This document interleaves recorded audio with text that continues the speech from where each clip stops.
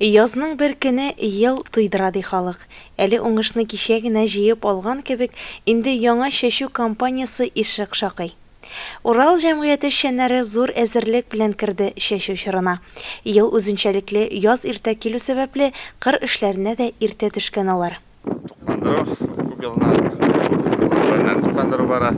Аннан соң инде бер агрегат кашык уҗымнарына тукландыра. Аларны бәннәрне тырматабыз. Язгы чәчүгә безнең бөтен ягулык майлау материаллар әзер. Кайткан минераль ашамлар җитәрлек дәрәҗәдә кайткан. Семинарлар кондиция җитеп аертылып әзерләп куелган. Язгы эшләрне башкарып чыгар өчен бөтен мөмкинлекләр бар. Эшчеләр җитә, барысы да эшләргә дип торалар. Алла берсә, бик матур гына үткәреп чыгарбыз дип уйлыйбыз. Бернинди дә комачаулыклар юк. Маяк кооперативы уңганнары 3800 гектар җирдә язгы кыр эшләрен башкарырга планлаштыра. Хезмәт өчен 7 агрегат техника көйләнеп куелган. 4 К700 агрегаты, 1 Т-150, 1 12-21 и 1 6 агрегатлар тракторлары хезмәтләндерәчәк. Аның өчен инде без бу силкаларны, силхоз машиналарны көздән әйбәттә ремонтлаган. Хәзерге моментта безнең бара инде шушы агрегатларны көйләү эшләре бара. Басуда техникалар ватылса, обслуживание өчен сварочный агрегатлар тоже безнең әзерләнеп куелган инде. Ремонтный бригада, 3 кешедән торган ремонтный бригада әзерләнгән. Алар безнең туктаусыз техника ватылса, барып тиз генә ремонтлап басуга кертеп ибәрү каралган инде. Менә шушындый планда эшләячәкбез Алла берсә дип әйтәйек инде. Хуҗалыкта чәчү өчен җитәрлек күләмдә ягулык майлау материаллары орлык әзерләнгән. Әйткәндәй, хуҗалык шулай ук югары клейковинага ия бодайның элиталы Кинельская юбилейный сортын чәчә. 300 тоннага якын әлеге бертөкле культураны сатуга куйган. Иң мөһиме җитәкчелек хезмәткәрләрне кыр эшләре чорында ашатуны да алдан хәстәрләп, ашнакчылар белән ашханәсен комплектлап куйган. 5015 гектар чәчүлек җире булган Агыйдел җәмгыяте эшчәннәре дә чәчүгә әзерләнә. Әлегә инде 150 гектарда күп еллык үләннәрне тырмалау, 120 гектарда дым каплату, 92 гектарда көзге арышны тукландыру хезмәте башкарылган.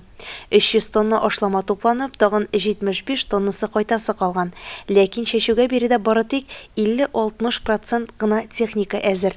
Нинди эшләр башкарыласы калган? Бу хакта безгә җәмгыятьнең баш инженеры Ратмир Нигъматуллин сөйләде. Бүгенге көндә Агыйдел хуҗалыгында чәчү кыргы эшләргә 50-60% техника әзерләнде. Сельхоз машиналар барысы да полностью төзек. Шулар арасында менә тракторлар гына 4-5 трактор ремонтасы бар. Шуларны әзерләсәк, Алла берсә, шушы чәчү эшләрен башкарып чыгарбыз дип уйлыйбыз. Механизаторлар барысы да. Барысында эше бар, барысы да эшлиләр. Бүгенге көндә 18 механизатор эшлибез дә. Максим Горький исемендәге хуҗалык уңганнарында басу киңлекләрен гизә. Биредә тулы куәтендә эш кайный. Гомумән алар әзерлекне көздән үк башлап, техникаларын көйләп куйган булган. Шунлыктан бернинди киртәләрсез язгы кыр эшләренә керешеп, һава шартлары яхшы торганда өстәмә тукландыру эшенә керешкән. Бүгенге көндә чәчүгә җитәрлек орлык, җитәрлек бөтенде ашлама кайтып тора. Менә бүгенге көндә арышларга самолет белән, андыба самолеты белән ашлама сибәбез, чөнки безнең җирләр үзенчәлекле җирләр, саглыклы җирләр бар. Безгә бу самолет белән ашлама сибү.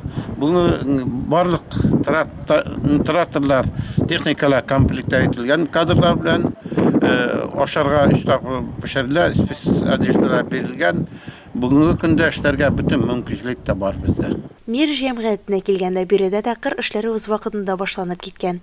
Безнең иҗади төркемнең хуҗалык җитәкчесе Раил Ганиев эш урынында каршы алып, кырда барган хезмәт белән таныштырды.